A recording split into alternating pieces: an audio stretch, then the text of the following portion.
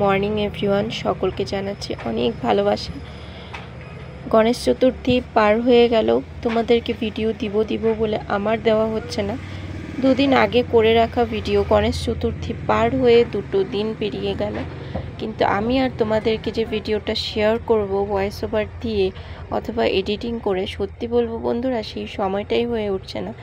নানান ব্যস্ততায়, ফেসবুক ইউটিউবের কাজে, ঘরের কাজে, দোকানের কাজে, মেয়ের রোজ এই এক্সাম, সেসবের টেনশন, মেয়ের সামনে হলো ক্লাস ফাংশন আছে টিচার্স ডে, সেই টেনশন, মানে সব মিলিয়ে একাকার চলছে।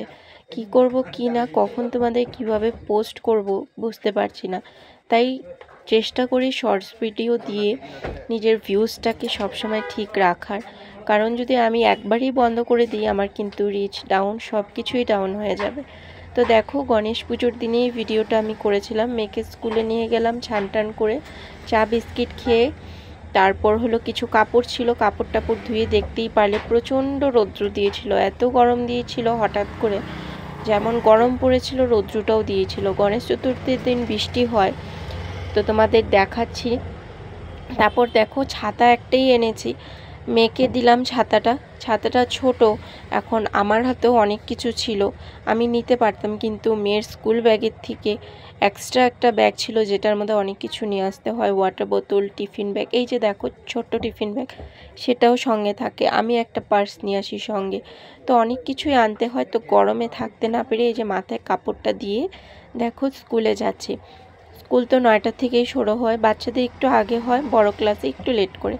তারপর মেয়েকে স্কুলে ঘরে যাওয়ার পথে দেখি অঞ্জলি শুরু হয়ে গেছে। এবার পুজোটা না 10টা, 10:30টার মধ্যেই শেষ। অন্যবার যেরকম 11:30, 12টা পর্যন্ত থাকে, এবার আর আমি পেলাম না, দেওয়াও হয়নি পুজো আমার।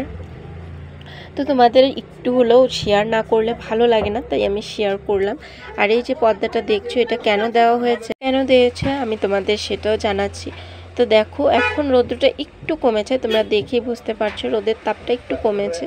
দোকান এখনও অনেক কয়টা ঠিক মতো করে খুলে নেই, তো পর্দাটা লাগিয়েছিল ঠিকই, আবার ওনারা খুলে দিয়েছে, কারণ ঠিক মতো নাকি লাগানো হয়নি। তো আমাদের দোকান থেকে প্লাস নিয়ে গেছে ঠিক করে লাগানোর জন্য। তারপর দেখো, শাশুড়ি মা এই যে মোদক দিয়েছিল ভোগের প্রসাদে, গণেশের, যেটা গণেশ বাবার প্রিয় মোদক প্রসাদে, তো মা এনে দিল।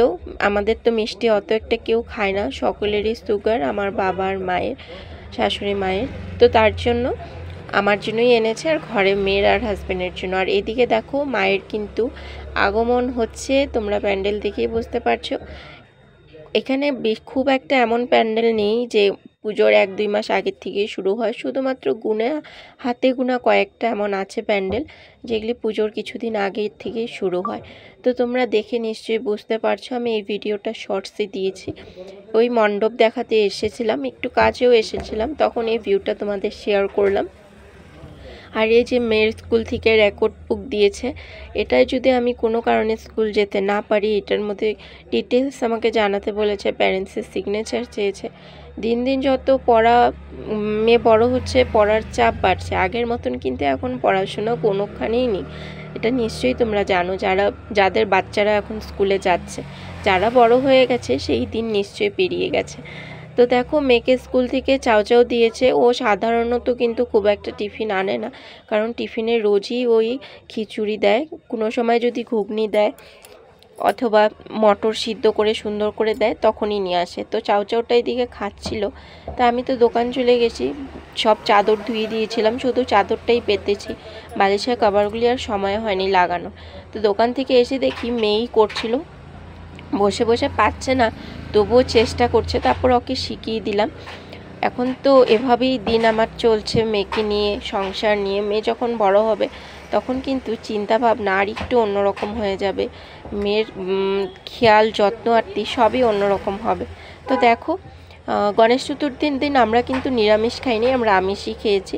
তো মিক্সড ডাল করেছিলাম, মিক্সড ডাল করা হয়েছিল। তোমাদের কাদের কাদের মিক্সড ডাল প্রিয় বলো তো। মিক্সড ডাল খাওয়া কিন্তু খুব ভালো, এখানে নানান রকমের ডাল থাকে, শরীরের জন্য খুব ভালো।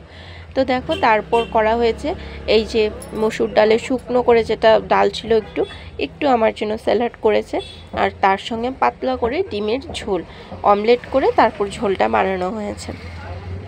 তারপর দেখো, বললাম না সকালে খুব রৌদ্র দিয়েছিল, এতটা গরম পড়েছিল।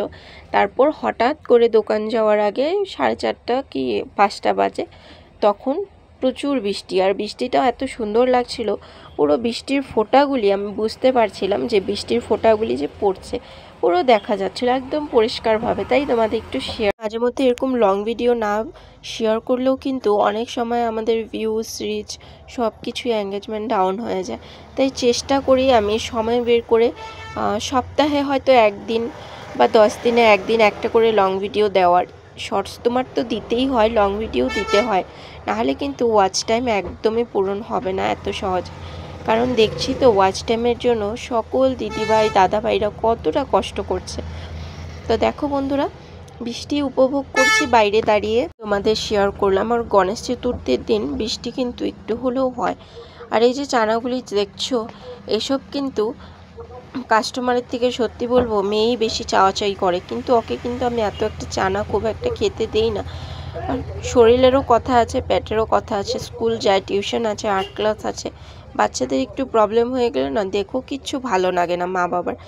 শুধু মা বাবা না, ফ্যামিলিতে যারা যারা আছে সবারই তখন মন খারাপ হয়ে যায়। যতই নিজের কষ্ট হোক, কিন্তু বাচ্চার কষ্ট হলে খুব খারাপ লাগে। তারপর দেখো এই যে পর্দাটা টাঙিয়েছিল, এই যে এটা হলো ভোগের প্রসাদ গণেশের। প্রতি বছর মারোয়ারি দাদারা কিছু না কিছু আয়োজন করে, হয় পায়েস বা পুরি সবজি বা লুচি তরকারি বা ঘুগনি বা পরাঠা, কিছু না কিছু বানায়, বা মিষ্টির প্যাকেট। তো এবার পুরীর সঙ্গে পনির দিয়ে আলু দিয়ে দম করেছে, খুব টেস্ট হয়েছিল। আর এত স্বাদ লাগে ঠাকুরের ভোগের প্রসাদ খেতে। জানি না কেন ঘরে আমরা যেভাবে বানাই এভাবেই কিন্তু আমরা তৈরি করি, কিন্তু সেই মন্দিরের প্রসাদে, সেই ভোগের প্রসাদে জানি না কেন একটা আলাদাই স্বাদ থাকে। তো সকলে নমস্কার করে নাও গণেশ বাবার এই ভোগের প্রসাদ।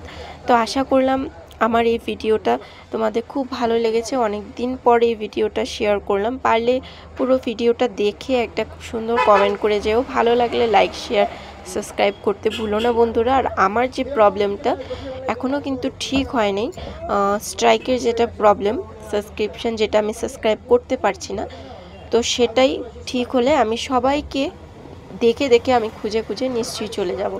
এই যে এক মুখ জল এনেছি, খেতে পারছি না, আর সব কাপড়গুলি এনে বিছনায় রেখেছিলাম। মেয়ে বলছে, মা তুমি এত কাজ করছো, আমি কাপড় ধুয়ে দিই, ভাঁজ করে দিই। এই যে দেখো, মেয়ে যেমনই হোক যেমনই করুক, ঠিক মতো করতে পারুক চাই না পারুক, কিন্তু কাপড় কিন্তু ভাঁজ করে দিচ্ছে। পরে দিয়ে আমি আবার খুলে এক্সট্রা ঠিক করেছিলাম। তবুও আমি তোমাদের শেয়ার করলাম যে মেয়ে যদি এভাবেই বড় হতে থাকে, আমার কিন্তু সেভাবেই ও কাজ করে যাবে। ঠাকুরের কাছে প্রার্থনা করি সে যেন সব সময় সুস্থ থাকে, এটাই কামনা করব। আর তাকে যেন আমি ধনী না, মানুষের মতন মানুষ যেন বানাতে পারি, একজন সৎ মানুষ হিসাবে।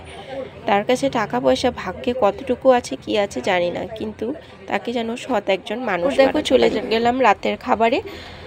মকা মাছ বাবার জন্য একটু করেছিল, রয়ে গেছে, সেটাই আমি নিলাম। একটু ডাল, ডিমের অমলেট হাজব্যান্ডকে করে দিলাম, আর একটু লাউয়ের তরকারি চিংড়ি মাছ দিয়ে। তো কেমন লাগলো আমার এই লং ভিডিওটা জানিও কিন্তু বন্ধুরা। ভালো লাগলে পাশে থেকো, সাবস্ক্রাইব করতে ভুলো না। নেক্সট ভিডিও দেখার জন্য তৈরি থেকো, বেল আইকনটি ক্লিক করে দিও। সবাই ভালো থেকো, সুস্থ থেকো। গণেশের কাছে, গণেশ বাবার কাছে এটাই প্রার্থনা করব, সবাইকে সুবুদ্ধি, সুমতি এবং সুস্থ রাখুক। টাটা, সকলে ভালো থেকো, শুভরাত্রি।